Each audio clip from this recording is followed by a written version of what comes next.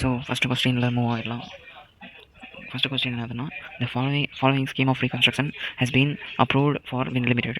The shareholder to receive in lieu of their present holding at 1 lakh shares of 10 each the following. Okay, இங்கே வந்துட்டு the shareholder to receive in lieu of means instead of, இதுக்கு பதிலாக வந்துட்டு 1 lakh ஷேர்ஸ்க்கு பதிலாக அவங்க புதுசாக கேட்குறானுங்க. என்னென்ன கேட்குறானுங்கன்னா 3 condition இருக்குது. New fully paid up 10 equity shares equal to 3/5 of their holding. 3/5 பங்கு வந்துட்டு நியூ ஈக்விட்டி ஷேர்ஸாக தர சொல்கிறாங்க. பழைய ஷேர்ஸ் வந்துட்டு கேன்சல் பண்ணிவிட்டு நியூவாக தர சொல்கிறாங்க. புதுசான நியூ ஈக்விட்டி ஷேர்ஸ் வந்துட்டு தர சொல்கிறாங்க. அண்ட் இதில் அந்த பழைய ஈக்விட்டி ஷேர்ஸில் 10% preference shares fully paid extent 1/5 of their above new equity shares. இப்போ வந்துட்டு 3/5 செஞ்சோம் இல்லையா, அதில் வந்துட்டு 1/5 வந்துட்டு 10% ப்ரிஃபரன்ஸ் ஷேர்ஸாக வந்துட்டு கேட்குறாங்க. அப்புறம் மூணாவது விஷயம் வந்துட்டு 40,000 8% டிபென்ச்சர் வந்துட்டு கேட்குறாங்க. ஓகேங்களா. ஃபர்ஸ்ட் ஆஃப் ஆல் வந்துட்டு நீங்கள் என்ன பண்ணுவீங்க, இப்போ வந்துட்டு ஓல்டு ஷேர்ஸ் வந்துட்டு இப்போ நீங்கள் வாங்கியிருக்கீங்க ஒரு ஸ்டாக் மார்க்கெட்டில் வந்துட்டு நீங்கள் மியூச்சுவல் ஃபண்ட்லேயோ எதுலேயோ வாங்குறீங்க. ஓகேவா. ஸோ அதுக்குள்ளே போகாமல் உங்களுக்கு ப்ராக்டிக்கலாக நான் சொல்கிறேன். ஃபார் எக்ஸாம்பிளுக்கு நீங்கள் ஸ்டாக் வாங்குறீங்க. ஓகேவா.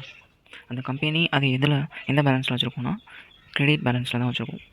ஈக்விட்டி ஷேர் கேபிட்டல் அக்கௌண்ட் அப்படின்னு கிரெடிட் பேலன்ஸில் தான். ஓகேங்களா. ஸோ அந்த கிரெடிட் பேலன்ஸ் இருக்கிறதுல அதை கேன்சல் பண்ணணுன்னா என்ன பண்ணுவீங்க, அவங்க கொடுக்குறது லைபிலிட்டி. அந்த ஷேர்ஸ் எல்லாம் கம்பெனிக்கு வந்து லைபிலிட்டி, பிகாஸ் அவங்க திரும்ப தரணும் அப்படின்றது தான். உங்கள் பணம் தான் அது இருக்குது, அது லைபிலிட்டி தான், கம்பெனியோட லைபிலிட்டி. ஸோ அது கிரெடிட் பேலன்ஸ் இருக்குது. ஸோ நீங்கள் வந்துட்டு அதை வந்துட்டு கேன்சல் பண்ணுறீங்கன்னா நீங்கள் டெபிட் தான் பண்ணுவீங்க. ஓகேவா. So equity share capital account debit old debit பண்ணிவிட்டு அவங்க என்ன சொல்கிறாங்க, new fully paid up 10% equity shares equal to 3/5 of their holding. Okay, அதே 10 ரூபாய்க்கு தான் வாங்குறாங்க, பட் 3/5 அப்படின்றப்ப 10 × 3/5 10 lakh × 3/5னா 6 lakh வருது. ஓகேங்களா. அப்போ இந்த நியூ ஈக்விட்டி ஷேர்ஸ், இப்போ ஈக்விட்டி ஷேர்ஸ் இஷ்யூ பண்ணுறீங்கன்னா அது என்ன balance, credit balance. So credit போட்டுருங்க 6 lakh and 10% preferences fully paid to extent of 1/5 of above new equity shares. Okay, இப்போ வந்துட்டு அது இப்போ 10% ப்ரிஃபரன்சஸ் புதுசாக கேட்குறாங்க, பட் அது எந்த பேலன்ஸில் வரும், கிரெடிட் பேலன்ஸில் வரும். ஏன்னா நீங்கள் இஷ்யூ பண்ணுறீங்க. So credit balance and 10% debenture என்னது, லைபிலிட்டி. இஷ்யூ பண்ணுறீங்கன்னா 40,000 வந்துட்டு நீங்கள் கிரெடிட் வைப்பீங்க. ஓகேங்களா.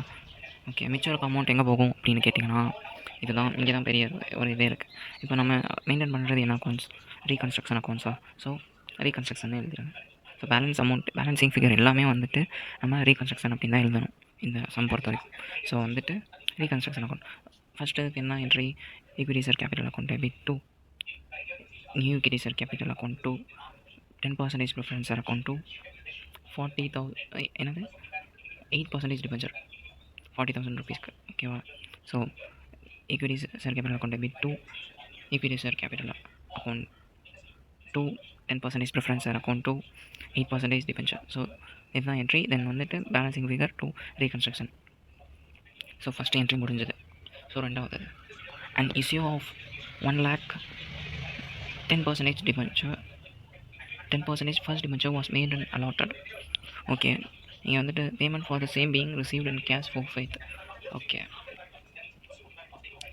10% ப்ரிஃபரன்ஸ் 10% ஃபர்ஸ்ட் டிபென்ச்சர் வந்துட்டு இஷ்யூ பண்ணுறாங்க. ஸோ இஷ்யூ பண்ணுறதுக்கான என்ட்ரி என்னது, நம்மளுக்கு என்ன வருது,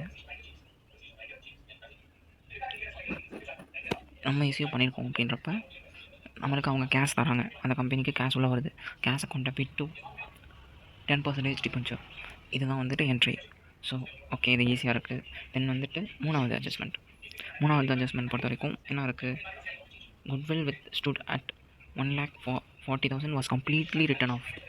இப்போ வந்துட்டு டோட்டலாக வந்துட்டு அந்த அசட் வந்துட்டு கீழே குறையுது அப்படின்றப்ப நீங்கள் என்ன பண்ணுவீங்க,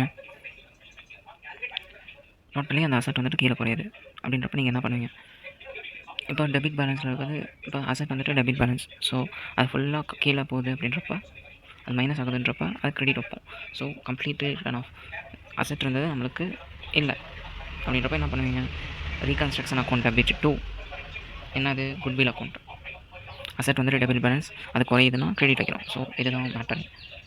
அதுக்கப்புறம் நாலாவது plant and machinery which stood at 2 lakh was written down to 150. இப்போ வந்துட்டு 2 லேக்குக்கு இருக்க பிளான்ட் அண்ட் மிஷினரி 1,50,000 போயிடுச்சு அப்படின்றப்ப இங்கே கேப் எவ்வளோ 50,000 வந்துட்டு கீழே குறைஞ்சிருக்கு.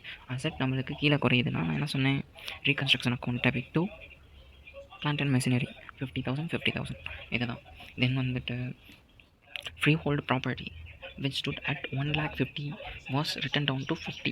Yes, written down by 50. 2 வேறு பை வேறு. ஸோ இங்கே நீங்கள் வாசிக்கும் போதே தெளிவாக வாசிக்கணும்.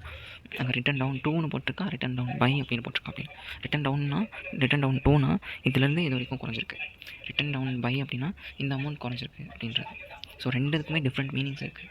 ஸோ வந்துட்டு பார்த்து வந்துட்டு படித்து சம் சால்வ் பண்ணணும். இதெல்லாம் ரீடிங் வந்துட்டு வெரி இம்பார்ட்டண்ட்டான ஒன்று, தெளிவாக படிக்கணும். ஸோ வந்துட்டு ஃப்ரீ ஹோல்ட் ப்ராப்பர்ட்டி வந்துட்டு 1,50,000 இருந்தது, 50,000 வந்துட்டு குறைஞ்சிருக்கு. ஸோ 50,000 வந்துட்டு என்ன பண்ணுவீங்க, reconstruction account debit to free hold property account. ஓகேவா, ஜேர்னல் என்ட்ரி முடிஞ்சது. ஸோ ஃபஸ்ட்டு சம் சால்வ் பண்ணிட்டோம் வித்தின் 8 மினிட்ஸில். ஓகே, தென் வந்துட்டு அடுத்து பார்ப்போம்.